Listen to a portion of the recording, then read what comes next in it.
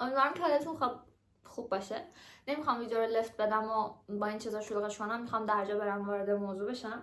فقط اینکه بچه‌م اینجاست. این ویدیو راجع به ویژن بورده که میدونید خیلی تو چنل تلگرامم ازم درخواست شد که یاسمان بیا راجع ویژن بوردت صحبت کن که اینجا، یاسمان بیا بهمون بگو که ما چجوری درست کنیم، چجوری میشه و اینا. تو اینستاگرامم یه چند نفر بود ولی خب بچه‌ها چنلمو خیلی دوست دارم، برای همین گفتم که حتما باید براتون انجام بدم این کارو. بچه‌ها اول میخوام یه چیزی بهتون بگم. این ویژن بورد واقعا کار میکنه. شاید باورتون نشه، منم باورم نمیشد تا اینکه پارسال درستش کردم و هیچ امیدی نداشتم واقعا. یعنی تو ناامیدترین بخش زندگی بودم، چون که پارسال یکی از سخت‌ترین سال زندگی من بود. من عمل جراحی داشتم، یعنی کلا امیدم به زندگی از دست داده بودم و از لحاظ احساسی هم خیلی آدمای بدی وارد زندگیم شده بودن و اونو خیلی در اوج ناامیدی من اون ویژن بورد درست کردم برای سال 2024 و امسال دارم نگاش میکنم که ماه آخره دسامبره و بچه‌ها فاکینگ 80%ش واقع شده و باورم نمیشه که واقعا میشه اینکه واقعا میتونی خودت اصلاح کنی و یک آدم بهتری باشی و چیزایی رو منیفست کنی که واقعا میخوایشون. اول از من میخوام بهتون بگم که ویژن بورد چیه بچه ویژن بورد برفیه. ویژن بورد مثلا من ویژن بورد سال 2025 هم درست کردم.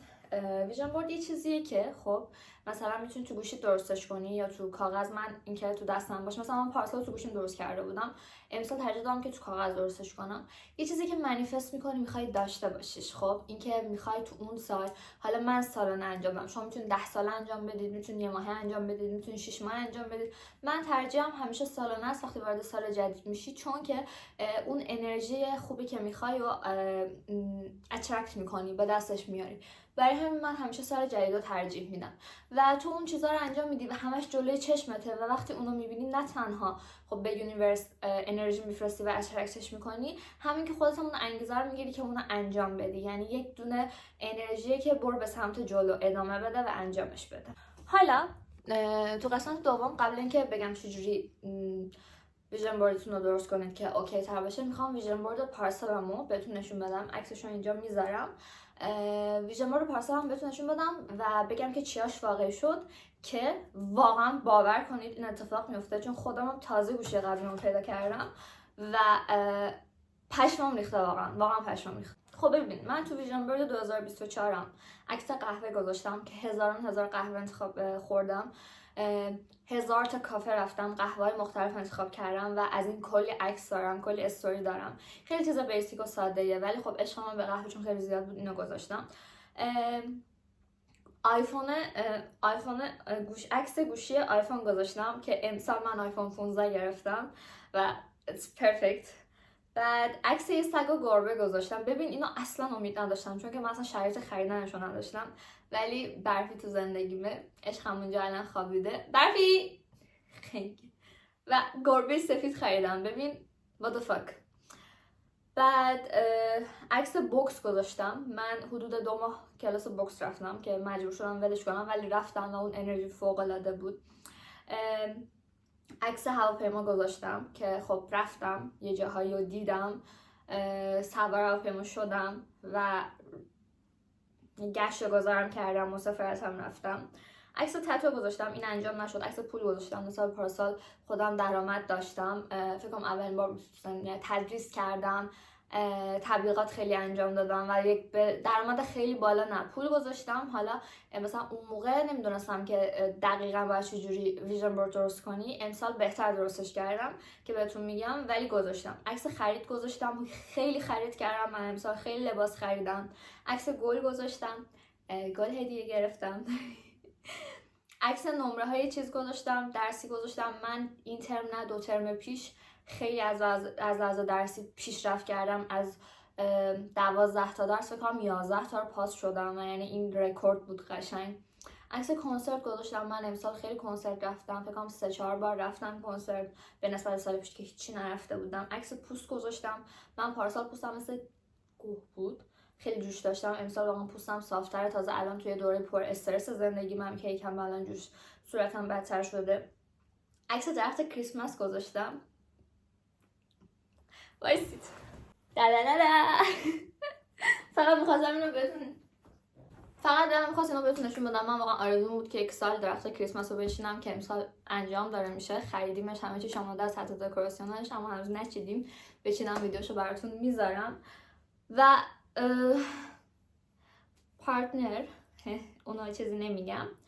و کتابو نتونستم زیاد بخونم. ببین چیزایی که اینجا نشده، یک کتاب سالم تر غذا خوردن. من نسبت پارسالم خیلی 100% سالم غذا نخورم، ولی نسبت پارسالم خیلی بهتر غذا خوردم به خاطر سرنای و خیلی وزن اضافه کردم. من خیلی لاغرتر بودم. من 46 کیلو بودم، الان 51 کیلوام.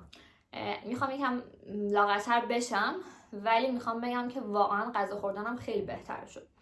و الکل گذاشتم.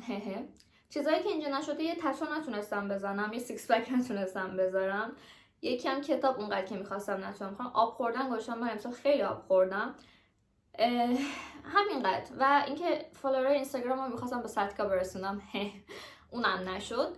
ولی میبینید که تقریبا 80% شد و من واقعا اینو امروز که دیدم خیلی دنبال ویژن بورد پارسالم میگشتم که این یک مدت قشنگ بک‌گراند گوشی من بود تا وقتی که گوشیمو عوض کردم و واقعا اون انرژی رو منفست کردم و انجامش دادم و خیلی حس خوبی داره الان، یعنی واقعا فوق‌العاده است. بریم سراغ مهمترین چیز، چطوری ویژن بورد خودمون رو درست کنیم.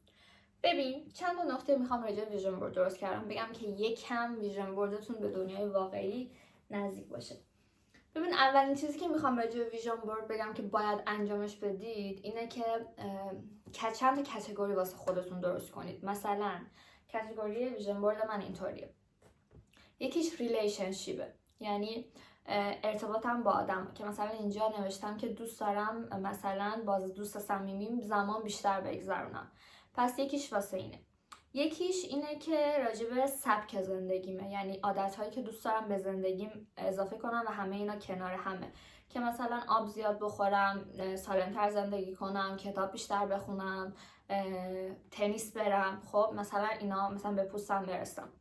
بعدش یه طرفش میاد چیزایی که دوست دارم بخرم. خب مثلا چند تا چیز گذاشتم اینجا.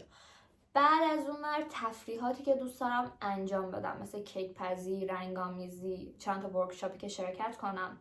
و بعد اون وقت کریرم اومده، یعنی قسمت چیز حرفه‌ای که میخوام، حالا تو قسمت اینفلوئنسر و یوتیوبر یا اینکه وضعیت درسیم، اینکه درس‌ها رو پاس شم و اینا.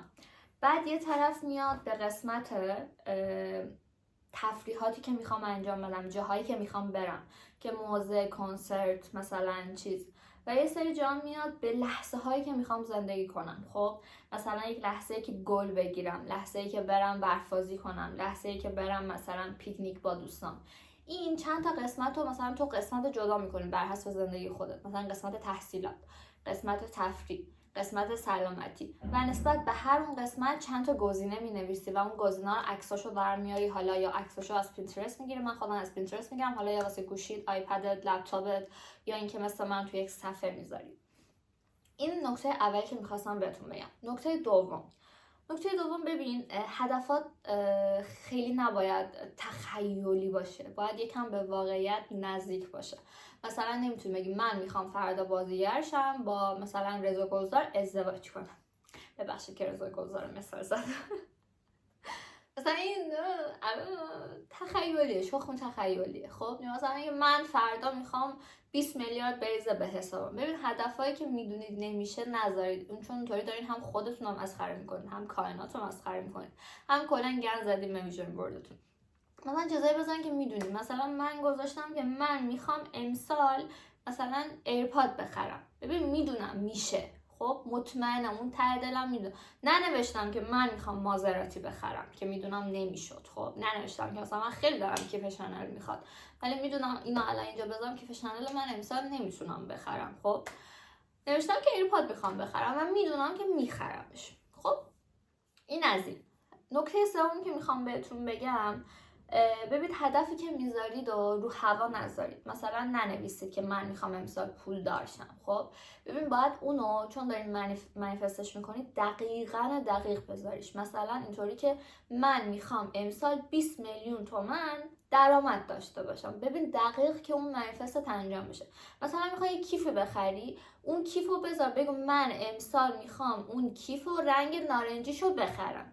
باید انقدر دقیق منیفست کنی که انقدر دقیق انجام بشه. مثلا من میخوام رژ ریل بیوتی رو بگیرم، من میخوام رژ رنگ قرمزشو بگیرم مثلا. خب اینطوری دقیق اگر منیفست کنید، واقعا اون انرژی که میفرستید خیلی بهتره.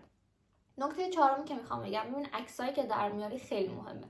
ببین عکس از هوا و آب نگیر. خب عکسی که میخوای بگیری، یه عکس بگیر که انگار از دید خودته، انگار تو اون عکس رو گرفتی، مثلا اون لحظه رو زندگی کردی، گوشت رو در آوردی، اون عکس رو گرفتی گذاشتی استوری اینستاگرامت. خب مثلا اینطوری نباشه که مثلا ببین من یه مثال میخوام بهت بزنم، حتی بذار همینجا میذارم. مثلا این عکس رو از تنیس گذاشتم، این عکس یه جوریه که انگار من رفتم تو زمین تنیس اونو گرفتم. خب اون قشنگ اومده و اون عکس رو من میدونم که میتونم بگیرمش و قراره که بگیرمش. خب یعنی این عکس باشه که انگار از دید خودت، از چشم خودت، انگار تو اون لحظه رو زندگی کردی، تو اون لحظه رو دیدی. یعنی عکسی نباشه که خیلی وایب فیک میده بهت. و نکتهایی که راجع ویژن بورد میخواستم بگم الان ایناست و میخوام مهمترین نکته رو بهتون بگم آخر ویدیو که بدون اون اصلا ویژن بوردتون به هیچ دردی نمیخوره. رسیدیم به مهمترین قسمت. خب ببین دختر خوب، پسر خوب که باید میدونم پسر اینجا باشه، گفتیم که تو ویژن بورد تو انجام دادی، بهترین عکس‌ها رو انتخاب کردی، عکسات فوق‌العاده‌ن، اون قسمت کاتگوریات فوق‌العاده‌ن، اهدافتو درست انتخاب کردی، اونا رو خیلی قشنگ انجامش دادی، همه کارا رو درست انجام دادی. تو بهترین قسمت اتاقت نصبش کردی یا گذاشتی بک‌گراند گوشیت که همیشه جلوی چشمت باشه. اما ببین اینطوری نیست که این جادو نیست، این چه میدونم بهت، یعنی جادو نمی کنیم ما اینجا که بگیم وای تو اینو گذاشتی خود به خود شد، عجی مجی لا ترجی. نه اینطوری نیست. تو وقتی میخوای اینو مینویسی، این بیشتر راجع به انرژیه. خب تو باید براش تلاش کنی. ببین بدون تلاش واقعا نمیشه، نخواهد شد. الکی خودتو گول نزن. خب این اگه میخوای بشه باید واسهش تلاش کنی. منم واسه یه سری از اون چیزایی که اونجاست تلاش کردم و مطمئنم بعدش انرژیایی برام همراه اومد که اوکی راهمو هموارتر کرد. ببین من اونجا نوشتم میخوام سالمتر غذا بخورم. من فست فود همش نخوردم که بگم خدایا تو بیا وسط سفره من غذای سالم بذار. نه من براش تلاش کردم. من خیلی چیپس و اینامو کمتر کردم، من قهوه‌مو کمتر کردم، من کوکاکولا رو کمتر کردم. باید براش تلاش کنیم. من گفتم از 12 تا درس حدود 11 تا پاس شدم، معجزه بود. اما من تلاش کردم، من درس خوندم، من نخوابیدم. مثلا یه سری هم هست که بعد وقتی تو ببین، یعنی وقتی تو این تلاش انجام میدی اون انرژی خود به خود باهات همراه میشه، یه سری چیزا اوکی میشه. من برای گربم تلاشی نکردم، اتفاق بود گرفتمش، خیلی خوشحالم، منیفست کردم شد. ولی الان که داره با من زندگی میکنه، چرا؟ گربه من مریض بود، من گربه‌مو گرفتم قارچ داشت همه بدنش، گفتم درست نمیشه، ترسیدم بمیره، نجاتش دادم. وقتی گرفتمش همه جاش خونی بود. من تلاش کردم 6 ماه بچه رو تو اتاق حبس کرده بودم. ببین از لحاظ مالی هم خیلی یعنی خیلی خرج کردم، هم من هم خونه این سرنای، ولی انجامش دادم شد. ببین خود به خود نمیشه. اگه تو الان این ویدیو رو دیدی که بگی من چند تا عکس بذارم خود به خود هرچی میخوام بشه، هم الان این ویدیو رو ببند. ویژن بوردم نمیخواد درست کنی، با همون خواب و خیالات و رویاهات ادامه بده. ولی نه، اگه این ویدیو رو دیدی و به خودت گفتی که اوکی من میتونم، تلاش میکنم، به نظر من همین الان پاشو برو اون عکس‌ها رو پیدا کن، انجامش بده، بچسبونش و شروع کن براش تلاش کردن که من مطمئنم اون ویژن بورد تو اگه تخمی ببخشید تخمی نه تخیلی وای وسط جدی بودن گند زد اوکی، اگه خیلی تخیل نداشته باشیش مطمئنم که واقعی میشه. این شعار نیست، واقعا شعار نیست. ویدیو تموم شد بچه ها، مرسی که ویدیو رو نگاه کردید. امیدوارم که ویژن بوردهای هممون سال دیگه همین موقع واقعی شده باشه و من امسال خیلی چیزای مهمی گذاشتم اون تو. خیلی دوستتون دارم. اگه ازم خوشتون اومد و با انرژیم تونستید کانکت شید، میتونید واسم کامنت بذارید، میتونید ویدیومو لایک کنید، میتونید زنگوله رو روشن کنید و میتونید سابسکرایب کنید چنلمو و به دوستاتون هم بگین سابسکرایب کنن تا من پولدار شم، پول در بیارم و براتون هدیه بفرستم. I love you. Bye.